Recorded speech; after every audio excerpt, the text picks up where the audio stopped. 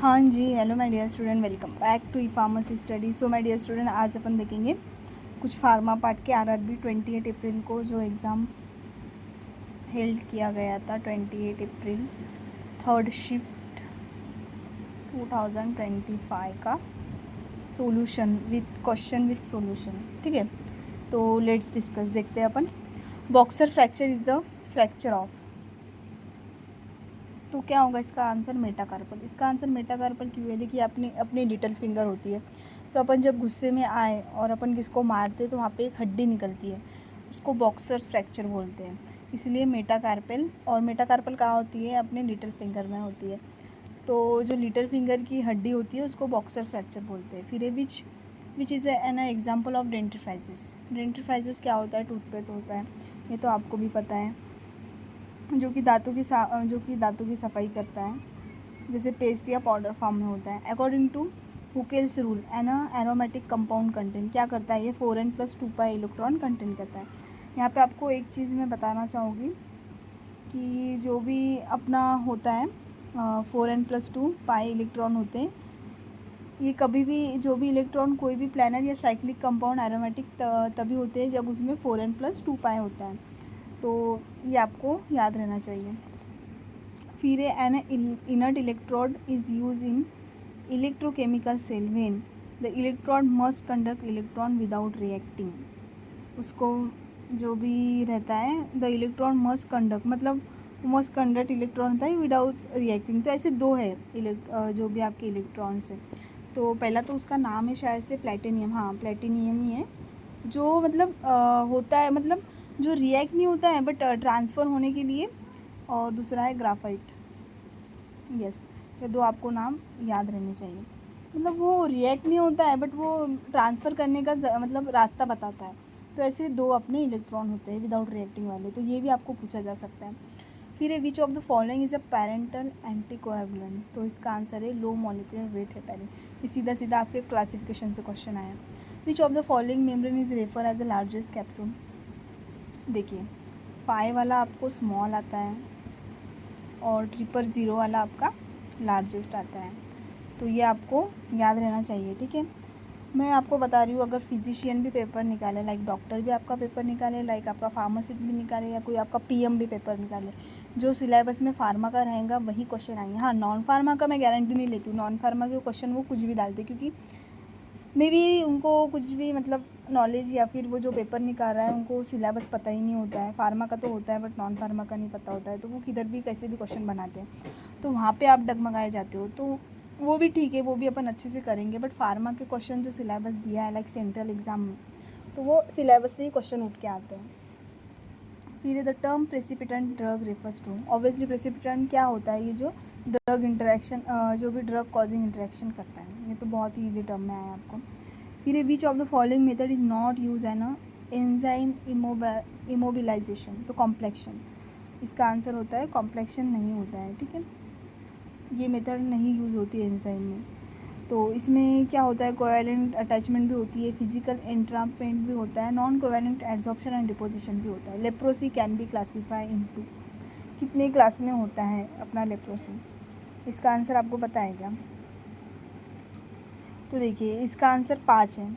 देखिए, 5 class radially जॉपलिंग classification के हिसाब से, आपको क्लासिफिकेशन अगर उसका पता होगा, कौन सा क्लासिफिकेशन बोल रही हूँ मैं, ये आपने देखा ही होगा मे बी, ये वाला क्लासिफिकेशन, जॉपलिंग क्लासिफिकेशन, आरजे क्लासिफिकेशन। देखो, आपको ये भी पूछा जा सकता है कि आरजे का क्लासिफिकेशन को क्या बोलते हैं, उसको आरजे पे से आपको लेप्रोसी के क्लासिफिकेशन को क्या बोलते हैं, तो आपको आरजे पे से भी लर्न होना चाहिए। फिर सेकेंडली लेप्रोसी का आपको कितने क्लासेस होते हैं, आपको 5 क्लासेस होते हैं, ये भी आपको याद रहना चाहिए। ठीक है, तो ये तो होते हैं, बट इसके कैसे होता है, जैसे कि इसके मैं क्लासिफिकेशन आपको बताती हूँ। TT, BT, BB, BL, LL, ये इसके 5 क्लासिफिकेशन होते हैं, ये लिख लो आप। ठीक है, आपको पूछा जाएगा। फिर the chemical potential of component in system is define as. ठीक है, जो केमिकल पोटेंशियल है तो वो component system is define as क्या हो जाए, the partial molar gives free energy. ठीक है, partial molar give free energy इसका फार्मूला होता है। ये फार्मूले पे से आपको क्वेश्चन आया है। ठीक है, फिर अपना cholestyramine reduce the low density lipoprotein cholesterol by. तो बाइंडिंग बाइंड ये भी आपको कहाँ से आया है, सीधा सीधा आपको इससे ही आया है, मतलब जनरली तो क्लासिफिकेशन से आया है, मैकेनिज्म ऑफ एक्शन से, तो आपको ये भी आना चाहिए। तो इसका आंसर है binding bile acid in the cut. देखिए रिड्यूस एलडीएल का पूछा गया है उन्होंने। ठीक है, तो अपन देख लेते हैं binding bile acid in the gut. ये बाइल एसिड को बाइंड करके बॉडी से निकाल देता है।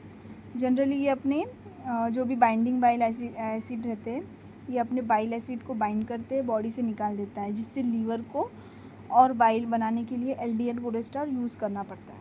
तो इसका आंसर फर्स्ट है अपना। फिर what is the separation and purification of the different compound in liquid mixture known as. देखिए यहाँ से भी क्वेश्चन आते हैं, आपको बताया साइज सेपरेशन, फिल्ट्रेशन, सब जो भी आपका सब्लिमेशन, डिस्टिलेशन। कभी कभी तो सब्लिमेशन भी आपको पूछा जा सकता है कि क्या होता है, मतलब वाटर या फिर हीट में कन्वर्ट होना, मतलब जो कन्वर्सेशन आपका होता है वो भी आपको यहाँ से क्वेश्चन पूछे गए जीएस के लिए। ठीक है, तो इसका आंसर है तो डिस्टिलेशन है। देखिए डिस्टिलेशन बॉइलिंग पॉइंट के डिफरेंस के बेसिस पर लिक्विड को अलग अलग करने की प्रोसेस को डिस्टिलेशन कहते हैं, ये आपको आना चाहिए। फिर स्टीम डिस्टिलेशन इज़ यू, देखो फिर से डिस्टिलेशन से क्वेश्चन आया। Steam distillation is use to extract volatile oil from plant, non volatile polymer, insoluble solid, inorganic salt. तो क्या होगा इसका आंसर, किसी को आता है इसका आंसर? देखिए volatile oil from plant material, जो ऑयल से हीट सेंसिटिव होते हैं उन्हें स्टीम के साथ काम जो भी आपका कम टेम्परेचर होता है उस पर एक्सट्रैक्ट किया जाता है। तो इसको स्टीम डिस्टिलेशन, मतलब स्टीम डिस्टिलेशन यहाँ से एक्सट्रैक्ट किया जाता है। जनरली वोलाटाइल ऑयल जो रहता है वो अपने को प्लांट मटेरियल से मिलता है। तो जो ऑयल हीट सेंसिटिव होते हैं, मतलब हीट सेंसिटिव रहते हैं, उन्हें स्टीम के साथ कम टेम्परेचर पे एक्सट्रैक्ट किया जाता है। फिर the primary mechanism in fluid bed mixture. देखो मिक्सचर पे से भी जो भी आपका मिक्सचर रहता है उस पर से भी क्वेश्चन आए। तो ये कॉन्वेक्शन, शेयर, इलेक्ट्रोस्टैटिक अट्रैक्शन या डिफ्यूजन। ऑब्वियसली कॉन्वेक्शन रहेगा। कॉन्वेक्शन इसमें पाउडर पार्टिकल एयर स्ट्रीम की वजह से मूव करते हैं, जो भी आपका कन्वेक्टिव मिक्सिंग का एग्जांपल होता है। फिर अपना relative bioavailability compares to oral formulation of the same drug. तो देखिए ये तो आपको जनरली तो अपने जनरल फार्माकोलॉजी से क्वेश्चन आया है, तो ये तो आपको आना ही चाहिए, आँखें बंद करके भी आना चाहिए। देखिए 2 oral formulation of the same drug है, ये चेक करता है कि जेनेरिक ड्रग ब्रांड ड्रग के मुकाबले कितना एब्जॉर्ब हो रही है। तो रिलेटिव बायोबिलिटी कंपेयर्स करते हैं। फिर है harmful effect of the free radical in human body. ठीक है, ये पूछा गया है आपको, which of the following harmful effect free radicals in the human body. तो क्या होगा इसका answer, causes oxidative damage to cell, ये इसका आंसर रहेगा। कैसा रहेगा, basically causes oxidative damage to cell free radical DNA रहता है, प्रोटीन और लिपिड को डैमेज करते हैं, ये आपको पता होना चाहिए। फिर ये अपना what is the quantitative method help optimise drug store inventory. DSBM से आपको देखिए एबीसी आपको आना ही चाहिए, एबीसी क्लासिफिकेशन। ठीक है, तो देखिए ऑलवेज बेटर कंट्रोल इसका लॉन्ग फॉर्म होता है, कभी कभी लॉन्ग फॉर्म भी पूछा जाता है स्टेट वाले एग्जाम में। इसमें आइटम को उनकी वैल्यू के हिसाब से कैटेगरीज में बताया जा सकता है, like A B C, like इधर 70 तो इधर 20 तो इधर 30, ऐसा समथिंग कुछ रहता है, वो आप देख कर चल जाना। ठीक है, मैंने इसके 1 लाइनर बनाया है बहुत अच्छे से, वो आपको देखना है। फिर ये बेसिकली अच्छा ये हो गया। फिर निम्नलिखित में कौन सा संदमक टर्मिनल ऑक्सीडेज पर ऑक्सीजन के साथ प्रतिस्पर्धा करता है।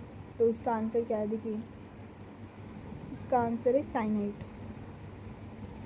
साइनाइड इसका आंसर है, तो आपको ये आना चाहिए। इसका आंसर देखिए सक्सिनेट डिहाइड्रोजनेस का इनहिबिटर, वेट ए मिनट, अपन ने ऊपर का क्वेश्चन छोड़ दिए क्या? नहीं है,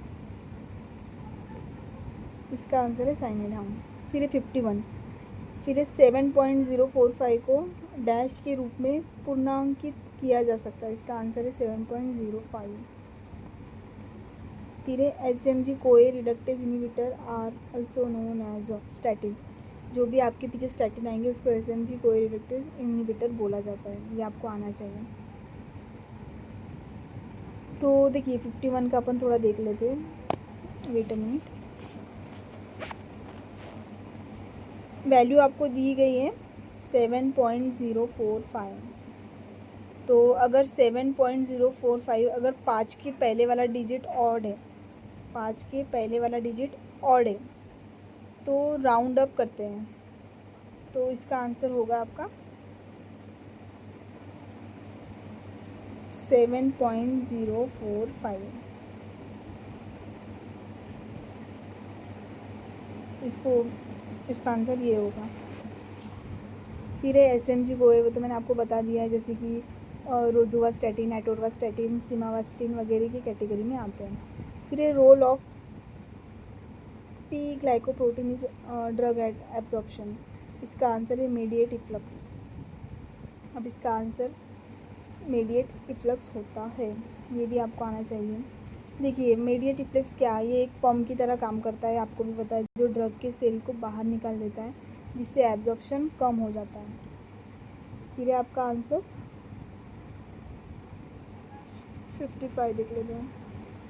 ये 54 metal ion indicator are using. Obviously आपका 4th वाले टाइट्रेशन में यूज़ होता है। आपको टाइट्रेशन से भी क्वेश्चन आते हैं, डीप नहीं आते हैं, लाइक आपको फिर भी करना है। मैंने आपको एक चार्ट वाइज दिया है, वो आपको करना है। जिसके पास नहीं हो मेरे को मैसेज कर देना। फिर किसी ड्रग को विनर माता द्वारा किया गया नाम उसका डैश होता है, तो इसका प्रॉपर्टी नेम, ये भी आपका आया है जनरल फार्माकोलॉजी से, ही आपका क्वेश्चन आया है।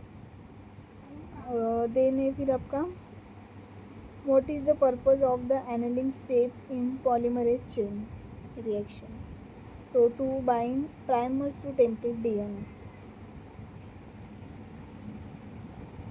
जैसे कि DNA स्टेप में टेम्परेचर कम किया जाता है ताकि प्राइमर DNA स्ट्रैंड से जुड़ सके। ये भी आपको क्वेश्चन पूछा जाता है। फिर है आपका hedge law state that. Law बहुत पूछे जाते हैं, लाइक आपको GS से भी आपको लॉ पूछे जाते हैं, लाइक ओहम्स लॉ, जो भी आपका न्यूटन्स लॉ, कभी कभी पूछ लिया जाता है। कुछ अपने सुटिक्स के लॉ पूछ लिए जाते हैं। तो देखिए total enthalpy changes depend only on initial and final state. ये पाथ पर डिपेंड नहीं करता, ठीक है, ये पाथ पे अपना डिपेंड नहीं करता है हेज लॉ। फिर है आपका एनाफ्लेक्सिस इज़ द एग्जाम्पल ऑफ, मैंने आपको बहुत अच्छे से माइक्रोबायोलॉजी में समझाया है, हाइपर सेंसिटिविटी के टाइप 1 में, टाइप 2 में बहुत अच्छे से समझाया है कैसे आपको लर्न करना है। लाइक आपको एसिड करके ऐसा लर्न करना है, कुछ मैंने आपको बताया, वो आपको देखना है, मेरा प्रीवियस वाले वीडियो में है। देखिए वहाँ से क्वेश्चन आए हैं, तो कुछ ऐसे पॉइंट हमें पता होते हैं कि जहाँ से क्वेश्चन आते ही हैं, बट सुनना आपका काम होता है और उस पर अमल करना भी आपका काम होता है। नहीं तो हम चिल्ला के थक जाते हैं और आप पढ़ते ही नहीं हैं और सिलेक्शन लेते ही नहीं हैं। कुछ चीज़ें हमको पता होती है, इसलिए हम आपको गारंटी के साथ बोलते हैं कि ये करना है आपको, ये करना है आपको। इफ़ आप वो अच्छे से करते हो तो आपका ज़रूर सिलेक्शन होगा। चाहे ये एग्ज़ाम में नहीं, बट एटलीस्ट कोई तो एग्ज़ाम में होगा जहाँ पे आप आपका बेस्ट दे रहे हो। अभी तो आप तो मेहनत ले रहे हो, तो मेहनत वाले बच्चे कभी भी फेलियर नहीं लेते, वो हमेशा सक्सेस ही लेते हैं। ये चीज़ आपको पता ही होनी चाहिए। फिर निस्पंदन के दौरान प्रबल प्रक्षोभन से डैश हो सकता है, केक का संघनन और प्रभाव में कमी।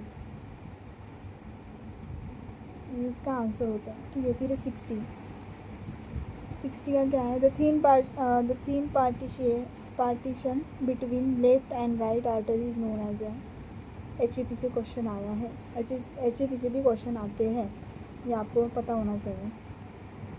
तो अपन इसका देख लेते हैं। देखिए जो इंटर आर्टियल सेप्टम दिल के दोनों ऊपरी चैम्बर आर्टिया के बीच की दीवार होती है, तो इसको इंटर आर्टियल सेप्टम बोलते हैं। लाइक देखिए इसका मैं आपको समझा देती हूँ थोड़ा बहुत।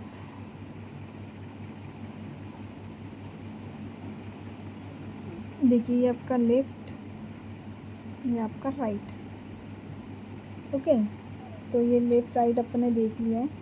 तो दिल के दोनों ऊपरी, जो आपका हार्ट होता है उसके दोनों ऊपरी में आपकी ये जो दीवार होती है, इसको अपन इंट्रा आर्टियल सेप्टम बोलते हैं। फिर एक chlorine based disinfectant primary act by. तो इसका आंसर क्या होगा? इसका आंसर फर्स्ट होगा। ठीक है, देखिए enzyme system in drug metabolism, sorry नीचे का बता रही हूँ मैं। 61 देखते हैं। क्लोराइन डिसइंफेक्टेंट एक्ट बाय, कैसा एक्ट होता है? ये करता है ऑक्सीडाइजिंग सेल कंपोनेंट क्लोरीन एक साथ पावरफुल ऑक्सीडाइजिंग एजेंट है जो माइक्रोब्स को ख़त्म करता है। ये आपको पता ही है, क्लोरीन मेनली तो माइक्रोब्स के लिए यूज़ किया जाता है। फिर इंस्टॉलेशन का कैलिफिकेशन आईक्यू प्रोटोकॉल को मंजूरी देने के लिए कौन उत्तरदायी है? तो क्यूए विभाग, क्यूए विभाग इसका उत्तरदायी है। ये आपको आना चाहिए। फिर which enzyme system is most common involve in drug metabolism? Obviously cytochrome P450। अब आप यही बताइए, मैंने ये जो अपना पेड बैच है यहाँ पे ये वाला क्वेश्चन कितने बार मैंने रिपीट किया है, कितने बार, और वन लाइनर में इसमें मैंने कम से कम 20 टॉपिक इसके डिस्कस किए। तो अगर आप वन लाइनर पढ़ लेते हो बेटा तो आपके मार्क्स जाते ही नहीं हैं। और उसके पहले आपको थ्योरी भी पढ़ना होगा ताकि आपको ये याद रहे कहाँ से कौन से टॉपिक से आया। आप खुद ही देख सकते हैं, मैंने वन लाइनर में पिछले भी इसमें ये वाले क्वेश्चन डाले थे। फिर radio immuno assay can be done using. तो रेडियो एक्टिव आइसोटोप, इसमें एंटीजन को रेडियो लेबल किया जाता है। तो इसका आता है रेडियो एक्टिव एंटीबॉडीज़। फिर artificial sweetener like saccharin are use in monophasic. आपको लर्न ही करना है, एलिक्सर जो भी टर्म्स होते हैं वो भी आपको टर्म्स देख के जाना है। स्पेशली वो टर्म्स में आपको पूछा जा सकता है अल्कोहल कितने % होगा, क्या कैसे होगा, वो आपको पूछा जा सकता है। तो इसका है इम्प्रूव टेस्ट विदाउट कैलोरी, 65 का। ठीक है, देखिए सैचरिन ये मोनोफेजिक लिक्विड होता है। इम्प्रूव टेस्ट विदाउट कैलोरी ये एक आर्टिफिशियल स्वीटनर होता है, आप लोगों को भी पता है। कैलोरीज होती ही नहीं है, ओनली ये स्वीटनर होता है ना, दैट्स वाई, और आर्टिफिशियल है। फिर the formation of micro encapsulation, देखो माइक्रो एनकैप्सुलेशन से भी आपको क्वेश्चन आया है। Technique using coacervation phase separation technique is 3 step process. देखो कितना ईजी, आपको प्रोसेस से भी क्वेश्चन आए हैं लाइक 1 2 3 4। तो ये इसका आंसर होगा 3 स्टेप।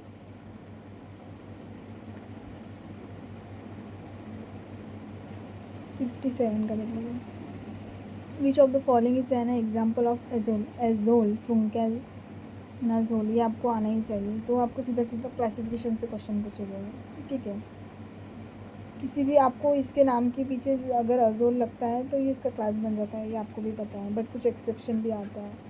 एस्पिरिन, देखो एस्पिरिन से भी क्वेश्चन मैंने आपको कॉक्स का बताया था। ठीक है, अपन ने ये डिस्कस किया था कल वाले क्वेश्चन में, टॉप 50 वाले क्वेश्चन में देख लो आप, ये डिस्कस हुआ था कि यहाँ से क्वेश्चन बन सकते हैं, मेरा प्रीवियस वाला वीडियो। अभी ना आपको सिर्फ क्वेश्चन देखने हैं ना, आंसर देखना है, अभी आपको कोई एक्स्ट्रा नहीं पढ़ना है।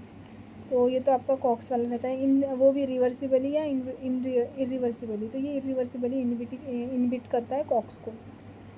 फिर which drug is use an appetite stimulant in cancer cachexia. इसका आंसर क्या होगा?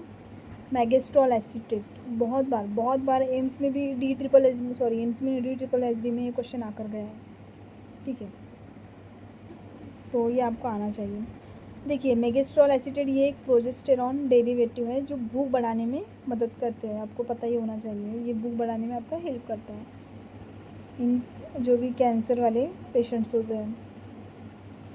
ये आपका the drug pure alkaloid isolated from the natural source was, last वाला क्वेश्चन है, मॉर्फाइन। ये आपको आना ही चाहिए। फर्स्ट प्योर एल्कलॉइड आइसोलेटेड मॉर्फाइन, ये जो भी फ्राइडेरिच स्टर्नर ने 1804 में इससे ओपियम से आइसोलेट किया था। तो आपको ये भी पता होना चाहिए 1804। ये आपको कोगनोसी में मैंने वन लाइनर में दिया था, फर्स्ट वाला। ठीक है, first pure alkaloid isolated from morphine, वो भी किसने किया था, ये भी आपको यहाँ से क्वेश्चन बन सकता है। फेरिड्रिच स्टर्नर।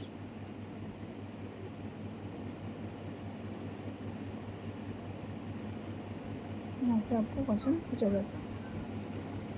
तो बेसिकली अपन ने क्वेश्चन डिस्कस कर लिए हैं कुछ। लेट्स अपन नॉन फार्मा का मैंने स्पेशली तो फार्मा के लिए लिया है ये, कि फार्मा में ऐसे क्वेश्चन बनते हैं। कल अपन शाम तक अपन नॉन फार्मा का देखते हैं। बाकी आपको कुछ भी डिफ़िकल्टी हो, कुछ भी PDF फ्री वगैरह में जो भी चाहिए, आपने क्या कमेंट बॉक्स में मेंशन कीजिए। आप पर्सनली आओगे, पर्सनली मैं इतने मैसेजेस नहीं देख सकती हूँ, बट अगर आप कमेंट बॉक्स में मेंशन करते हो तो मेरी जो टीम रहती है वो आपको बिल्कुल कनेक्ट करेंगी और वो आपको शेयर करने की कोशिश करेंगे। ओके, तो बाकी all the best my dear student. अगर ये PDF चाहिए आपको तो प्लीज़ मेरे को कमेंट बॉक्स में मैसेज कीजिए या कुछ भी जो मेंशन कीजिए तो मैं आप तक पहुंच पाऊँ। बाकी आपको ई फार्मेसी स्टडी को लाइक करना है, सब्सक्राइब करना है। और इसका अभी मैं नॉन फार्मा का डिस्कस करूँ, यही 28 का GK GS वाला, करंट अफेयर वाला, तो वो अच्छे से अपन डिस्कस करेंगे। पहले अपन ने फार्मा में देख लिया, ऐसे सिंपल क्वेश्चन बनते हैं। बाकी all the best my dear student. आपको लाइक करना है, सब्सक्राइब करना है और बहुत सारा प्यार देना है अगर मैं आपके लिए इतनी मेहनत ले रही हूँ तो। ठीक है, ऑल द बेस्ट।